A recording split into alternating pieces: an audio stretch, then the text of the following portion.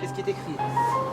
Ceux qui fréquentent les maisons de Dieu, c'est-à-dire les mosquées, sont ceux qui croient en Dieu au jour dernier, qui accomplissent la prière, font la charité et ne craignent que Dieu. Ceux-là feront partie des gens bien guidés.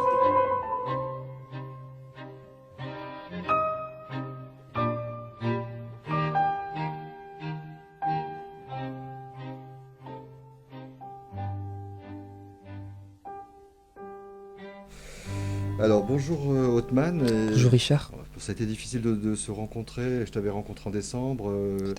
On avait évoqué l'éventualité d'un entretien, souviens-toi, sur bon voilà. Donc là on a pu concrétiser la chose.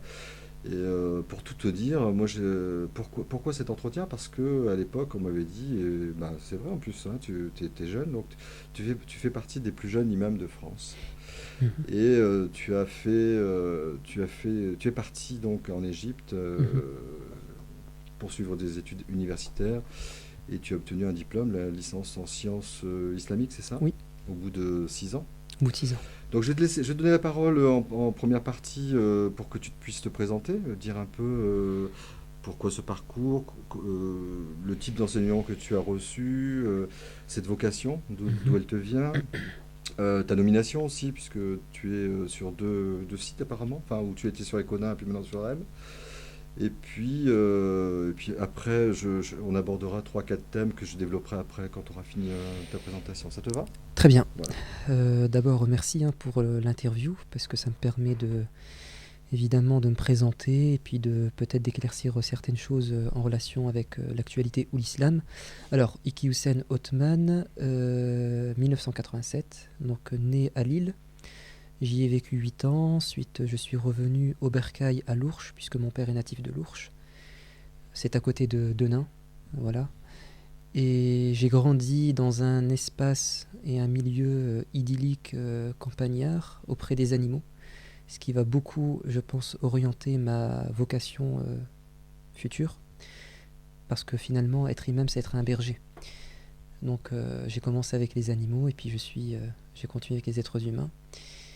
Alors, j'ai fait des études littéraires. J'ai eu un bac littéraire ici au lycée Mousseron à Denain, avec mention. J'étais un bon élève, même parfois très bon élève, surtout en français, en philosophie. Et puis j'ai postulé pour intégrer Hippocagne, c'est-à-dire voilà, une école pour être formé aux lettres. J'y ai passé 1 an. Et puis durant cette année, j'ai rencontré ma future épouse.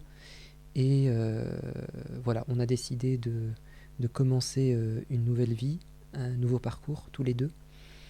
Et finalement, j'ai trouvé en elle ce qu'il y avait en moi, c'est-à-dire la volonté, non pas simplement d'avoir une situation sociale, une situation économique, mais surtout d'être au service des gens, d'essayer de leur apporter des réponses aux questions qu'ils se posent, à commencer par les musulmans, mais aussi nos concitoyens français.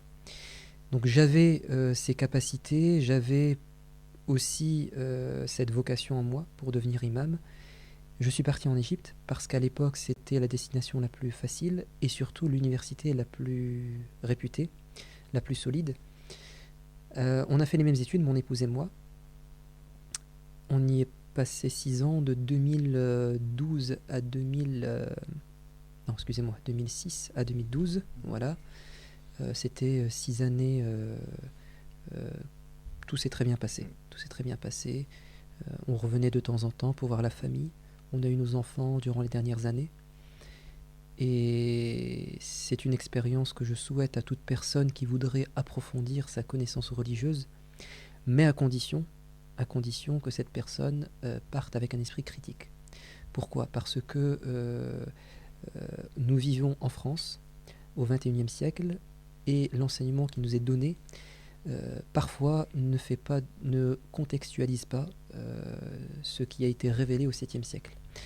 Donc il faut, à mon avis, être éveillé au niveau intellectuel, avoir des idées déjà, je pense, matures.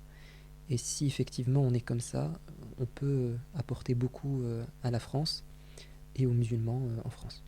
Voilà. Alors donc ce parcours, donc c'est de l'université Al-Azhar Voilà. au Caire en Égypte, Tout c'est à ça? fait, tout à fait. Donc tu fais 6 ans, tu reviens donc en métropole en France, Mhm. et là tu es élu, tu es choisi, tu es nommé par les fidèles, comment Voilà. ça se passe? Alors moi, ma formation me donne largement la possibilité, la capacité de faire imam. Mm. En fait, j'ai plutôt été formé pour être un chercheur, D'accord. c'est-à-dire de rester dans un bureau, de bouquiner, de m'intéresser à l'actualité et aux questions très pointues de bioéthique, par exemple. Faites des questions qui méritent beaucoup d'investigation, de recherche. Mais pourquoi j'ai choisi d'être imam, donc d'être dans le terrain auprès des gens? C'est parce que je considère que c'est ainsi que les choses vont avancer.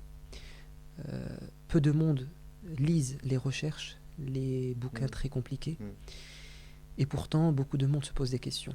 Et les gens sont en quête, en recherche, ils se recherchent eux-mêmes, ils vivent beaucoup de problèmes, ils se posent beaucoup de questions, et c'est en étant au quotidien à leur côté qu'on peut leur apporter des réponses, et pas en étant enfermé dans un bureau. Quoique, j'ai quand même le temps, parfois, de m'enfermer et de lire, parce que je me prononce sur des questions parfois pointues. D'accord. C'est important. Hein, on a D'accord. des questions, des enjeux aujourd'hui contemporains, il faut pouvoir se prononcer. Comment j'ai été choisi? Je me suis proposé. En fait, je me suis proposé. Quand je suis revenu, on est venu à moi.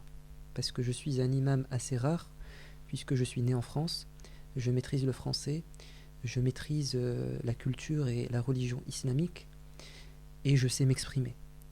Donc on est venu à moi et on m'a proposé plusieurs postes, d'ailleurs dans des grandes villes en France, avec des bons salaires, je ne le cache pas, mais j'ai voulu rester à proximité parce que je connaissais les gens autour de moi et surtout parce que cette mosquée, la mosquée de Rem, est dirigée par des responsables associatifs nés en France, avec qui je m'entends très bien. On peut faire du bon travail.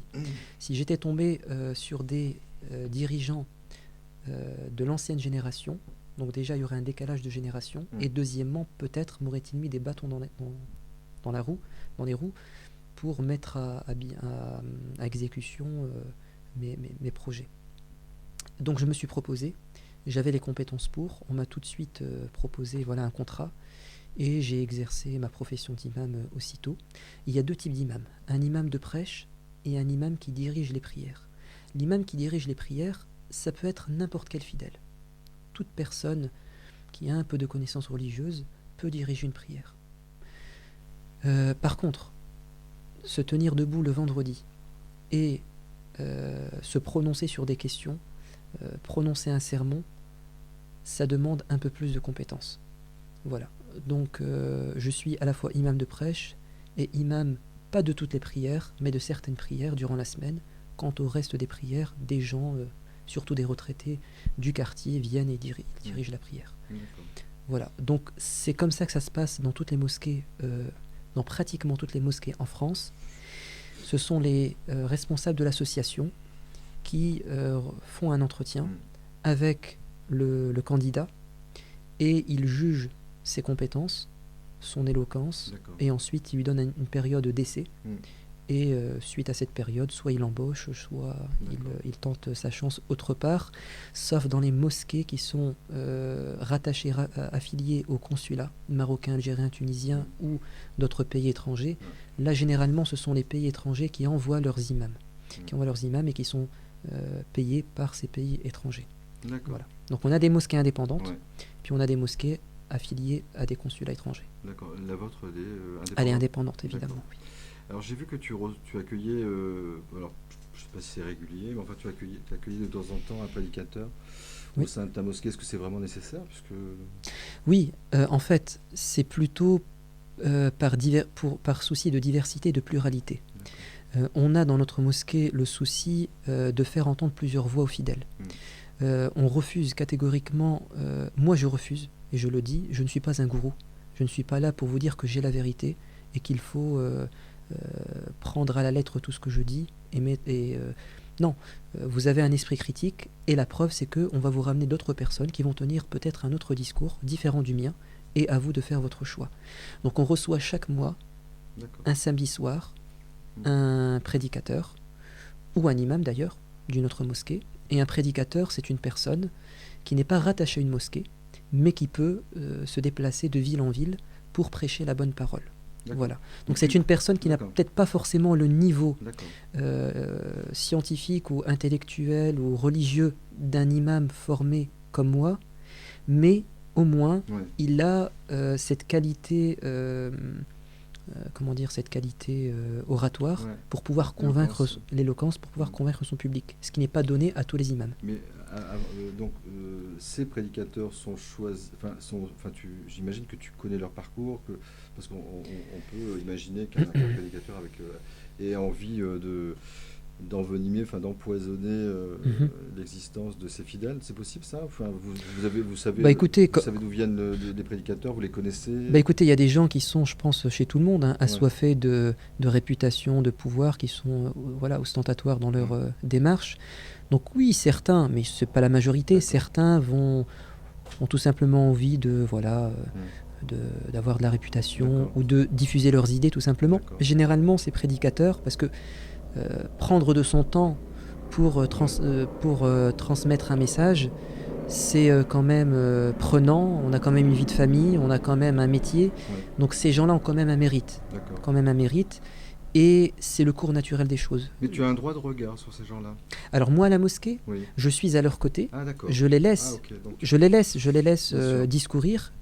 Maintenant, si à un moment donné, je considère que ce qu'il a dit, ce n'est pas forcément vrai, ou je considère que c'est une erreur, par respect, je ne vais pas le contredire, évidemment, mais par la suite, dans un sermon, je vais pouvoir éclaircir les choses en disant c'est une question divergente, voilà ce que vous avez entendu, mais sachez qu'il y a un autre avis. Voilà. Mais il y a aussi des questions-réponses. Les fidèles, évidemment, posent des questions-réponses, souvent sur papier ou oralement, à l'intervenant. Soit l'intervenant est capable de répondre et il le fait, soit il me laisse la parole. Voilà. Mais en tout cas, il n'y a pas cette notion de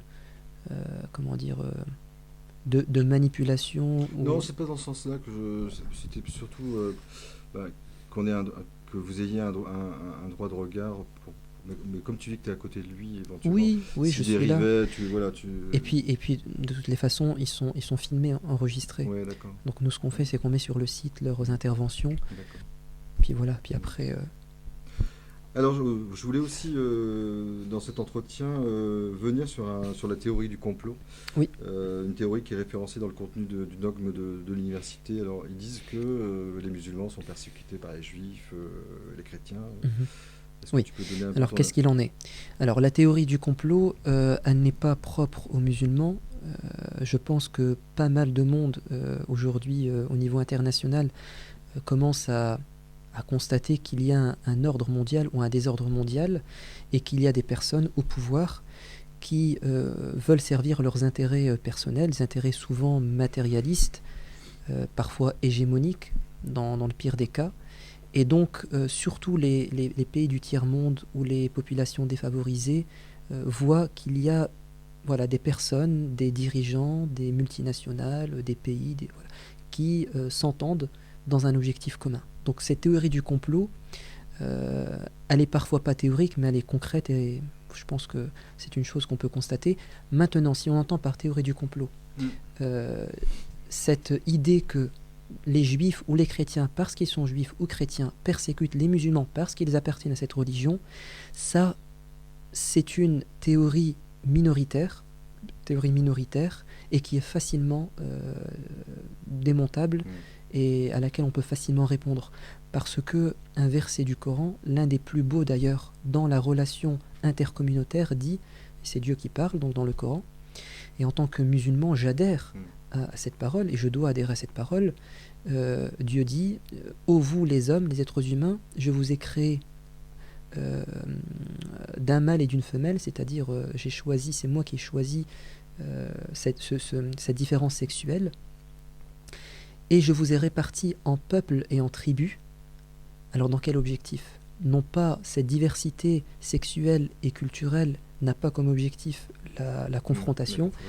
Dieu dit clairement, c'est un terme arabe, lita'arafu, qui signifie afin de vous connaître mutuellement, qu'il y a un échange de connaissances, et ça signifie également afin qu'il y ait un échange de biens.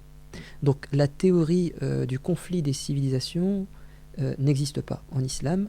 Au contraire, la religion invite à découvrir l'autre, à le respecter, à lui faire du bien, à vivre en bonne entente. Donc si des gens développent cette théorie, ils sont en totale contradiction avec. Maintenant, s'ils font référence au conflit géostratégique au niveau mondial, je pense qu'ils n'ont pas tort. Il y a des puissances aujourd'hui qui veulent dominer d'autres pays, et c'est une réalité.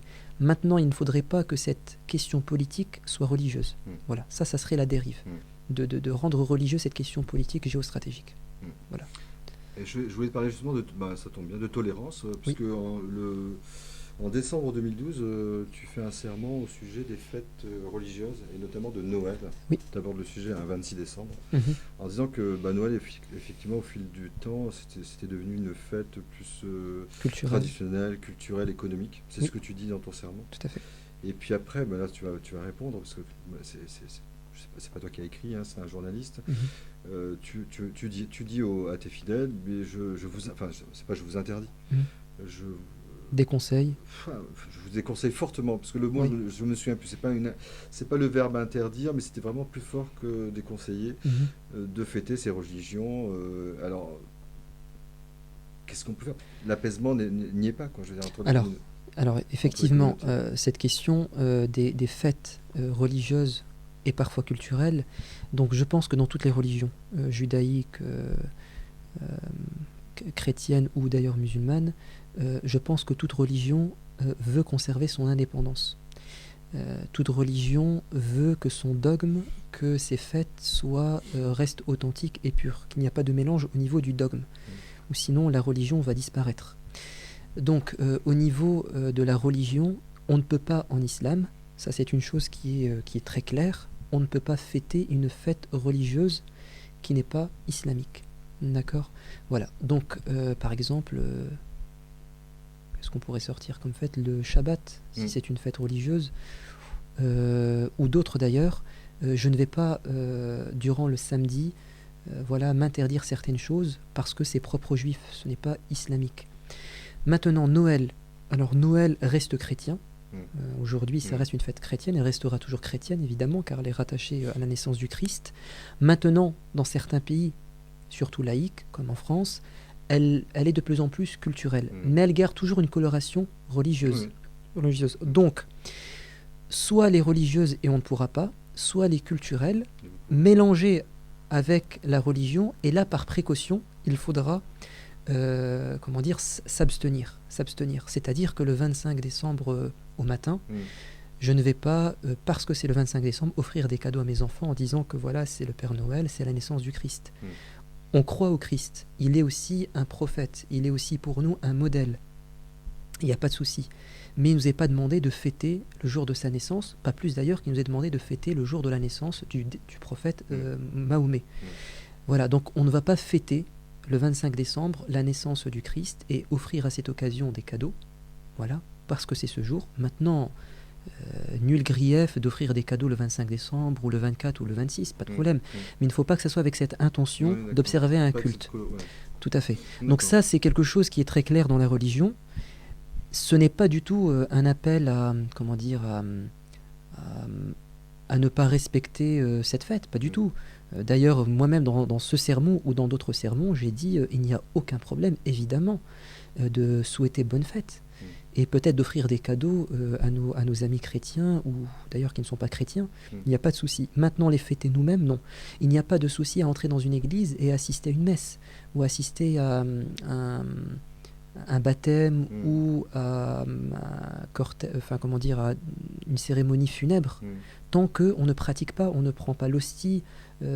Voilà. Donc on peut assister, on respecte, on souhaite bonne fête, il n'y a pas de souci, mais pratiquer la chose, ça serait pratiquer notre religion. Voilà, c'est dans ce sens-là. Maintenant, si à l'avenir, dans un siècle, 2 siècles, le 25 décembre, ce n'est qu'une fête culturelle, pourquoi pas. Voilà. Mais si elle a une dimension religieuse, on devra s'abstenir en tant que musulman.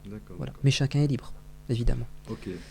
Je voulais aborder une anecdote, c'est Denain. Tu sais, à Denain, place Gambetta, il y a 2 mosquées qui ont été construites quasiment à 50 mètres qui les séparent. Tout à fait.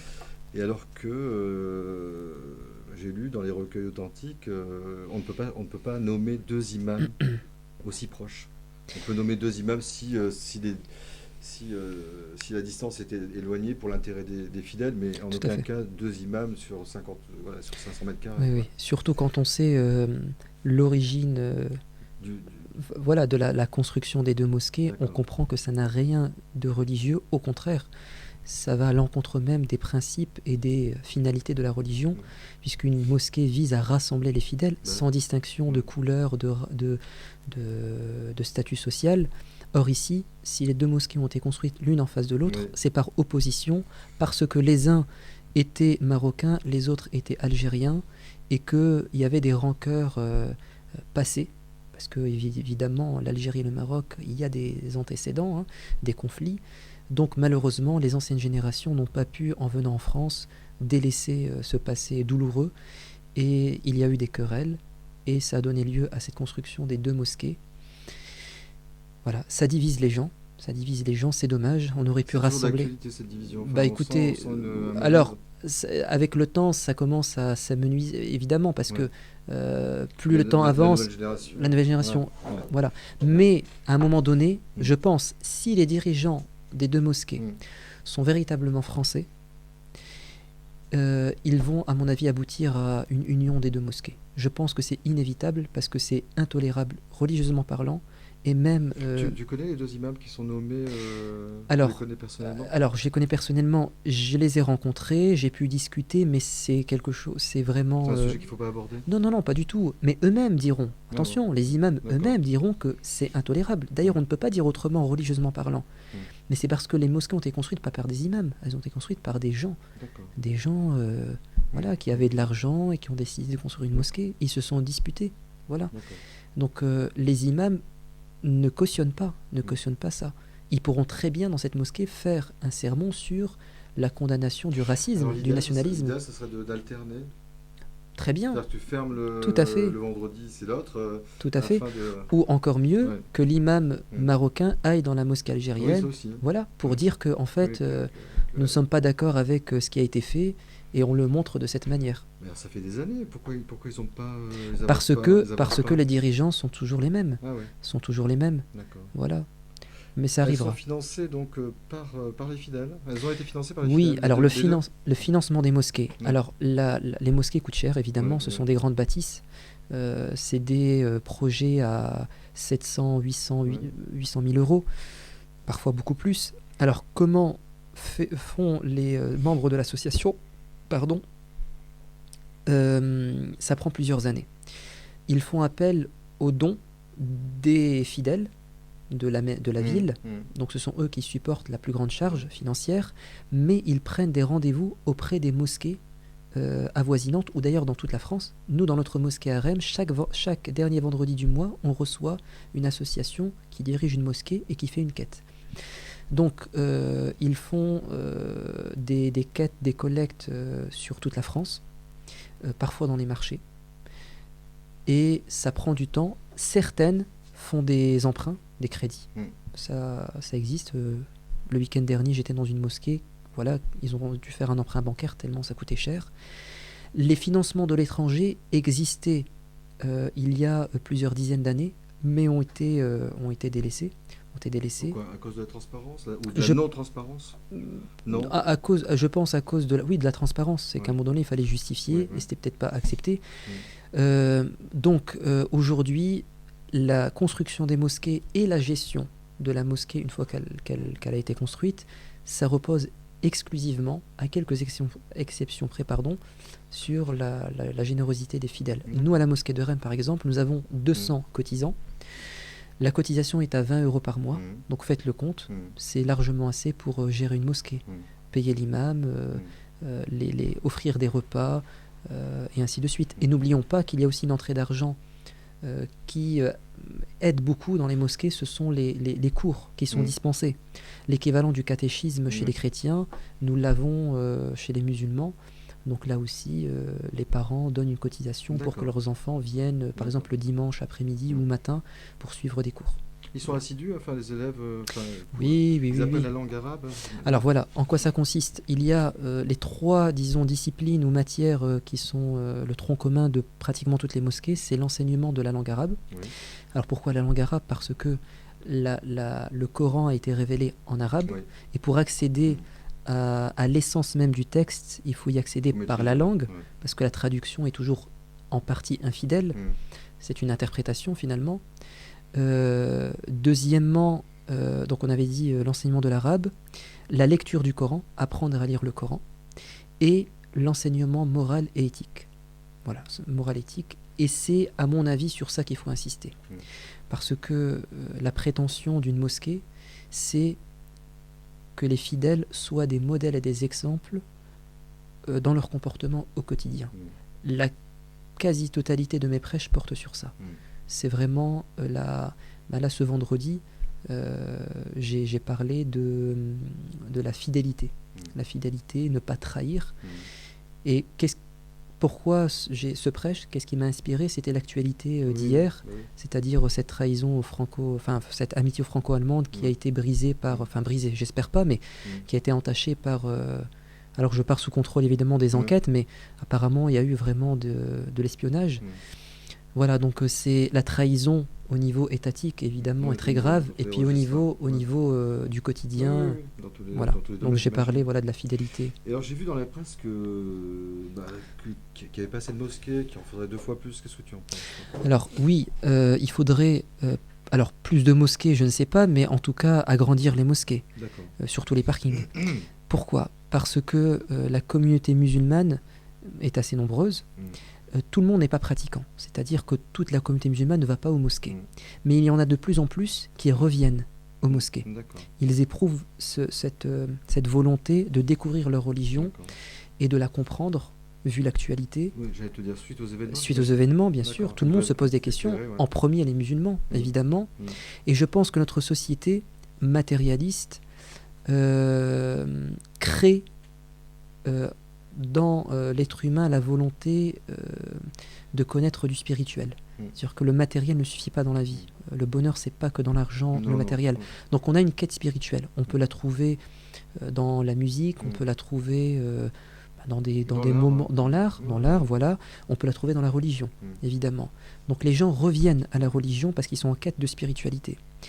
Et il y a un deuxième phénomène aussi, c'est un phénomène naturel, c'est que la communauté musulmane, en majorité, je dis bien, a un fort taux de natalité. Voilà, donc avec le temps, il y a de plus en plus de musulmans. Et il y a un troisième phénomène, et je pense que ça doit être le dernier, ce sont les conversions à l'islam. Il y a de plus en plus de personnes qui s'intéressent à l'islam et qui considèrent que leur voie du bonheur est dans l'islam. Tout ça fait que il y a de plus en plus de musulmans, et donc forcément... Parce qu'ils se marient entre eux, ou parce que spontanément tu as des... alors soit, évidemment, parfois c'est le déclic, c'est le mariage, c'est-à-dire... Mais parfois ça peut être un ami, ça peut être... J'étais tout à l'heure, avant de venir, avec un kiné, un kiné totalement respectable, avec qui j'ai discuté, qui s'intéresse à l'islam tout simplement. Alors d'où c'est venu? C'est venu de ce dégoût peut-être de cette société matérialiste, comme il l'a dit, je suis un peu dégoûté, c'est pas ça le bonheur. Donc il a cherché dans le christianisme, dans le judaïsme, dans l'islam, et l'islam l'a intéressé. Donc je suis parti m'entretenir avec pour essayer de lui expliquer les choses. Voilà, donc c'est vrai que parfois c'est motivé par ces mariages mixtes parfois par voilà, des voisins musulmans, des camarades de classe, des collègues de travail. Et tu as senti donc, bon, on ne va pas revenir sur les événements de janvier, mais Oui. depuis janvier, tu as ressenti cette reconnaissance, enfin, des gens qui viennent Un pour engouement, s'éclairer, oui, pour, oui, oui, tout à fait, tout à l'engouement fait, pour être éclairé sur. tout à fait. Et je trouve D'accord, ça très positif d'accord. parce que ça nous permet, à nous les imams ou les prédicateurs, de mettre les points sur les i et de se démarquer de cette compréhension biaisée de la religion, fanatique, radicale. Et ça nous permet, voilà, de... Mais moi, je pense que les serments devraient être faits en français et en arabe. Bah, nous, chez nous, c'est fait qu'en arabe, hein. Mm. Donc, Oui, peu de gens malheureusement, oui. maîtrisent la langue et j'imagine peu de gens connaissent Oui, le fait le mais, Coran, quoi, mais, mais mais ça, c'est dû à quoi? C'est dû à cette génération d'imams. qui ne maîtrisaient pas le Non, français. c'est-à-dire qu'en fait, si vous voulez, la présence des musulmans en France, en tout cas au 20e, 21e siècle, est très récente, Mm. avec une vague d'immigration. Donc les imams venaient de l'étranger, par la force des Mm. choses. Donc ce sont des personnes âgées qui ne maîtrisent pas le français. Parfois, ce sont des imams autoproclamés par défaut, parce qu'on n'avait personne à cette époque. Donc c'était un retraité qui a dirigé voilà, la prière et qui finalement a fait des sermons. Mais c'est aussi parce que les consulats envoient des imams, Mm. envoient leurs imams, qu'ils D'accord. paient eux-mêmes. Mm. Donc ce sont des gens qui parlent un peu français, mais pas assez Mais pas bien assez pour bien transmettre un ouais. message. Et en tout cas, bien souvent en déconnexion avec la réalité franco-française. Euh, En tout cas, rien n'empêche ces imams voilà, d'avoir une Mm. formation en langue française, une formation sur comment fonctionne la société française laïque, parce qu'il faut savoir ce qu'est la laïcité par exemple. Voilà, donc à mon avis, ce problème va se régler par la mise en place de formations, mais surtout avec le temps, par évidemment l'émergence d'imams nés en France, comme moi. T'as un avis, toi, sur la radicalisation? Enfin, Oui, ouais. bien sûr, ah oui, oui. Tu pourrais, en quelques mots. La semaine dernière, nous étions avec le sous-préfet. Non, D'accord. cette semaine plutôt. Cette D'accord. semaine avec le sous-préfet, on en a discuté longuement. Ouais. Donc on essaie de trouver des solutions. À mon avis, il y a deux types de personnes qui se radicalisent. Des personnes qui se radicalisent au niveau des idées Mm. et qui ne passeront jamais à l'acte. Et ce sont la majorité des gens qui se radicalisent. Ouf, heureusement. Heureusement. Et il y a certaines personnes qui se radicalisent et qui passent à l'acte. Alors ces personnes qui passent à l'acte, pourquoi passent-elles à l'acte? Parce qu'ils sont psychologiquement extrêmement fragiles Mm. et en quête de réussite Mm. à tous les niveaux. Et la réussite qu'on leur propose, c'est de gagner le paradis. Et on leur dit, pour gagner le paradis, il faut que tu sois martyr. Et pour être martyr, il faut que tu défendes ta religion. Et pour défendre... Ça va très loin. Ouais, c'est une spirale C'est une spirale infernale. Ouais. Si vous observez les profils, Ouais. parce qu'il faut, à mon avis, bien diagnostiquer la personne qui se radicalise, parce qu'il y a deux processus. Il y a des personnes qui se radicalisent parce qu'ils viennent de se convertir et ils n'ont pas pris le temps de connaître leur religion, donc en fait c'est par ignorance qu'ils se radicalisent. Et vous avez des gens qui se radicalisent, non pas par ignorance, mais par, faiblesse psychologique. Et j'ai un ami qui est aumônier musulman, qui me dit, en milieu carcéral, j'ai rencontré beaucoup de personnes que je considère radicales. En fait, il m'a dit, j'ai rencontré énormément, j'ai rarement rencontré des fous de Dieu, mais j'ai surtout rencontré des fous tout court. Ils n'avaient pas leur place en prison. Ils devaient être dans un asile ou être vraiment... Mais le problème, c'est qu'on les a mélangés avec des personnes mal intentionnées, et comme c'était des proies faciles, ils ont été radicaux. Exactement. Donc, pour endiguer ce phénomène de la radicalisation, il faut de la prévention. Et la prévention se fait par nous, les imams ou les prédicateurs, pour bien expliquer la religion, mais elle doit surtout se faire par la société. Parce qu'une personne qui se radicalise, c'est une personne qui était en échec dans sa famille, dans sa scolarité, dans son insertion sociale. On construit ces monstres. Hein. Exactement. Oui, donc il faut que ces jeunes, dans les quartiers, on leur propose de la réussite. Parce qu'une personne qui n'est pas épanouie va être frustrée, et la frustration amène. Et d'ailleurs, ça on le trouve pas simplement chez les musulmans, mais chez beaucoup de jeunes qui vont exprimer leur violence, peut-être pas par le terrorisme, mais par de la violence conjugale, par de la violence familiale, par de la violence au quotidien. Donc c'est, à mon avis, c'est un problème vraiment Donc avec le social. sous-préfet, vous travaillez en collaboration Oui, sur oui, ce registre-là? bien sûr, on essaie de De trouver des comprendre, solutions, bien sûr, trouver des il faut solutions. travailler en amont en fait. Il faut travailler en amont, Ouais. tout à fait. Et moi, je me suis même proposé en disant, si vous repérez des gens que vous considérez être en processus de radicalisation, Tu peux, faites-moi intervenir. Mm. Parce que si tout de suite on opte pour la répression, ça ne va qu'empirer les choses. Ça sera de l'huile sur le feu. Laissez-nous discuter avec eux pour déconstruire leur argumentation dite religieuse. D'accord. Si ça ne marche pas et qu'on considère qu'ils sont un danger, passons à la suite. Et surtout, je me suis proposé pour essayer d'apaiser les familles. D'accord. Les familles qui se posent des questions, parce qu'aujourd'hui, ça c'est une dérive à mon avis. Et l'État français, je pense, partage une part de responsabilité.